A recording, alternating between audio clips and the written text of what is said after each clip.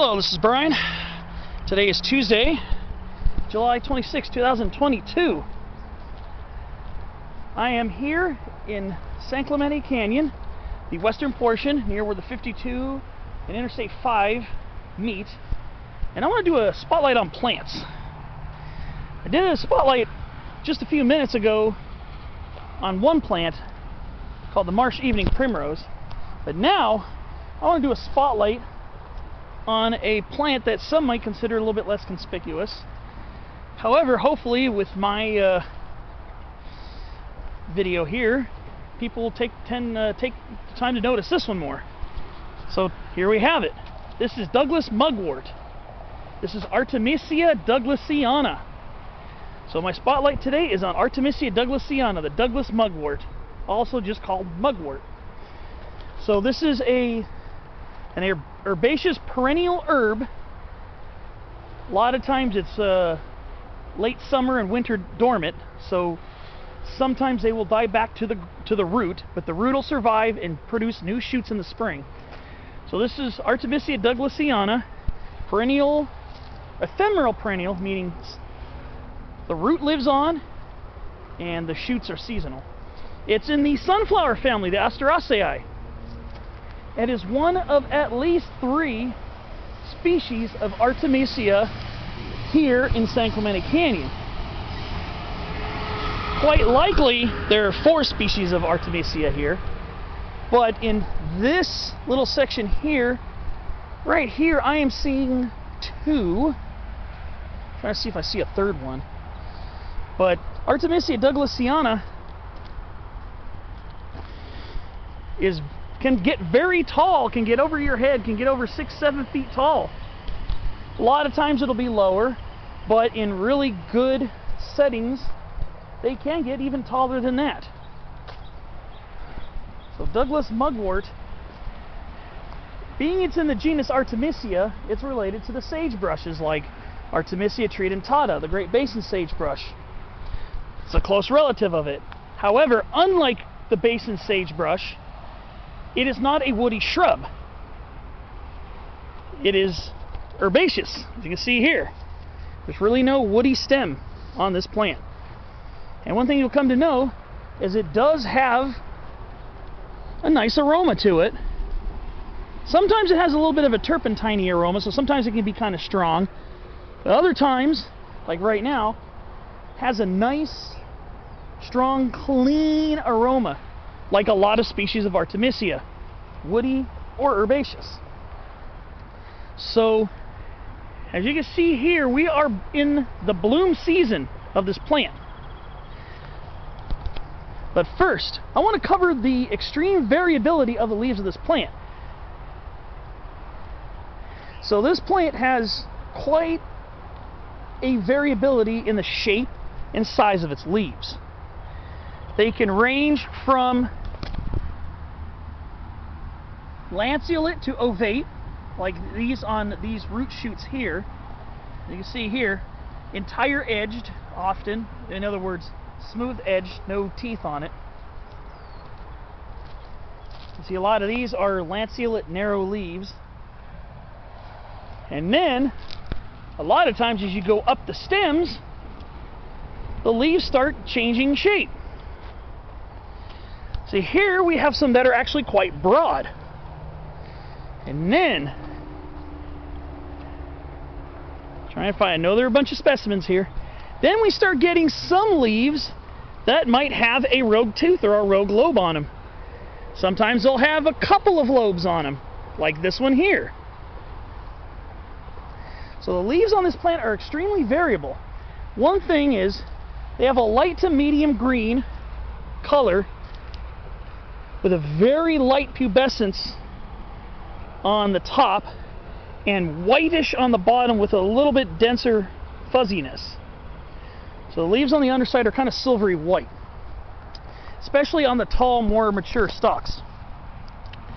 These smaller ones, these shorter ones here, also have the white underneath. So that's one of the characteristics of Artemisia douglasiana. And then some leaves will have a lot more teeth and lobes on them, like this here. But again, light to medium green top, whitish on the bottom. They said a little bit of fuzziness. And the stems, the fresher stems are light green, whitish, a little bit of whitish overtone, and maybe a very slight pubescence, especially on the newer upper stalks. Then the lower stalks, they start getting browner as you get towards the base here of the plant. And it's a multi-stem thicket. It's like a multi-stem herbaceous thicket of plants. So now we're going to start talking about the blooms. So, I mentioned that this is a member of the sunflower family, the Asteraceae. So, like the other members of the Asteraceae, what look like individual flowers are flower heads. So what happens is they grow in these often very long panicles. The panicle is usually an upright, kind of conical shaped inflorescence. In other words, set of flowers. So you can see here the buds are kind of light whitish colored, and sometimes the edges of the side branches will droop a little bit. And then they open up to these very light, slightly yellowish flowers, or should I say again, flower heads. So each of these, each little piece here is an actual flower head composed of disc florets. So this plant doesn't have the radiate florets or the ray florets of your typical sunflowers, like this plant here, which is in Salvia californica.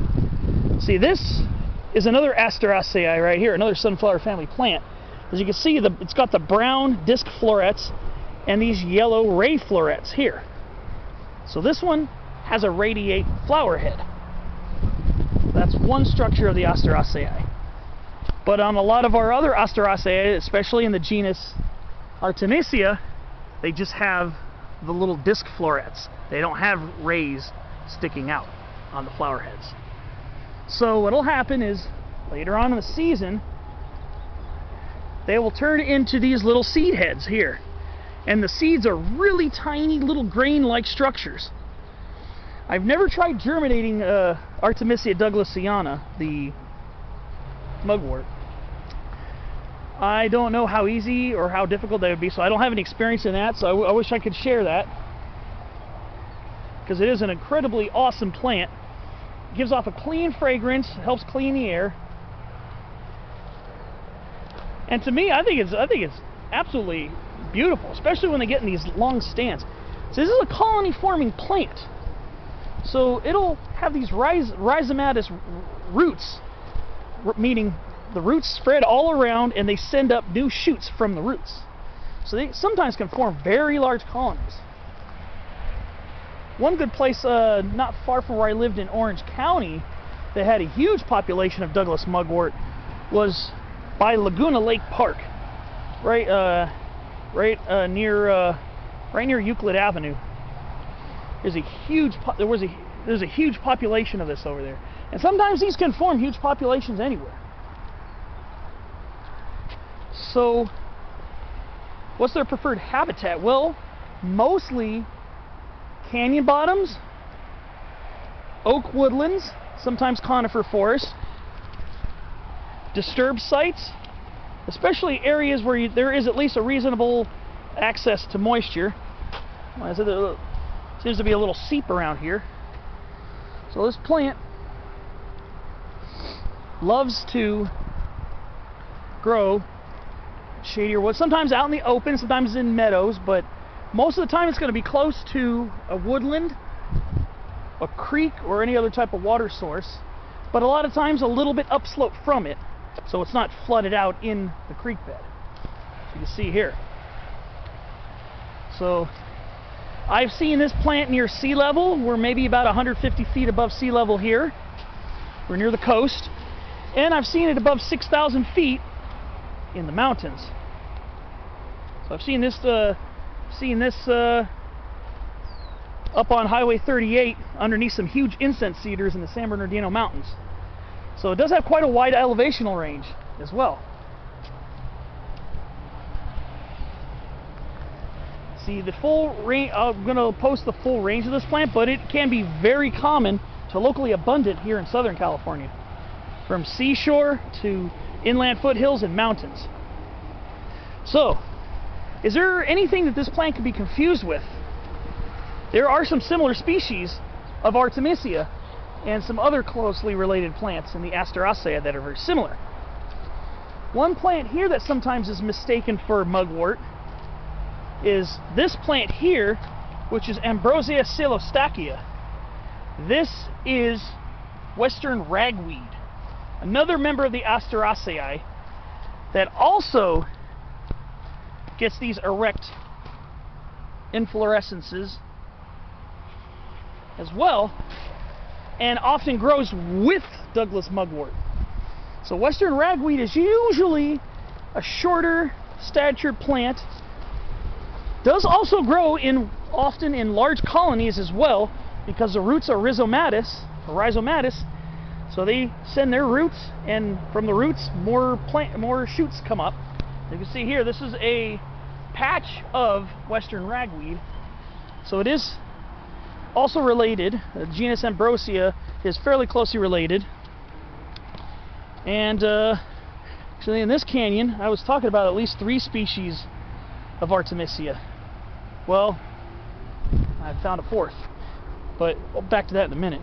And there's another type of plant that grows mostly in the mountains and the desert side of the mountains, anywhere from the lush mountain crest to the desert side of the mountains, sometimes maybe in the foothills. And that's another type of mugwort in the genus Artemisia. And that is silver wormwood, is another name for that plant. It's called Artemisia douglasiana. It is a similar plant. Usually doesn't grow quite as tall as Douglas mugwort, and the leaves are a little more silvery in color, but they're also quite variable in shape as well, from oval to even more deeply lobed than Artemisia douglasiana. So if you're high up in the mountains or on the desert facing side of the mountains, you might run into that one as well. That's Artemisia douglasiana, and there are like a billion different subspecies of that one I'm not going to go into right now. Okay, now here's another species of Artemisia right here called dragon sagewort, or wild tarragon, and this is Artemisia dracunculus. It's another plant that grows quite erect, kind of similar in habit to Douglas mugwort. Usually doesn't form quite as large colonies. Usually they seem to be more like individual clumps, and the leaves are much narrower. Sometimes they'll have 3 lobes at the end of them as well, so that is a possibility. But a lot of times the leaves are also very linear, and the plant's not quite as robust and tall. But like Douglas mugwort, they have these large panicles of discoid flowers. So now we also have some relatives of Douglas mugwort that are also in the genus Artemisia, like the woody California sagebrush, the woody-based California sagebrush. This is Artemisia californica. This one actually forms a subshrub to shrub with an often very woody base and not so woody upper half. Also, they get panicles of yellowish discoid flowers. And there is another species of Artemisia in this canyon called Palmer sagewort. I'm going to try to locate that on the way out. I thought I saw some on the way in here. That's Artemisia palmeri. That one could potentially be confused with Artemisia douglasiana. Potentially, albeit I think it's easier to tell apart. And this is Artemisia palmeri. This is Palmer sagewort. Has very narrowly lobed leaves. So this is another relative of mugwort and sagebrush. This is Artemisia palmeri, the Palmer sagewort. This is a local endemic here to San Diego County, coast to foothills. And again, erect panicles of flowers.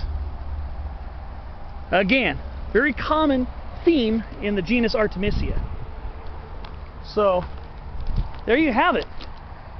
Artemisia douglasiana, the Douglas or common mugwort here in San Clemente Canyon, and some of its close relatives to compare and contrast with. Hope you found this informative, helpful in identifying yet another awesome piece of our floral puzzle here in Southern California. Thanks for watching, and I will see you on the next Spotlight video.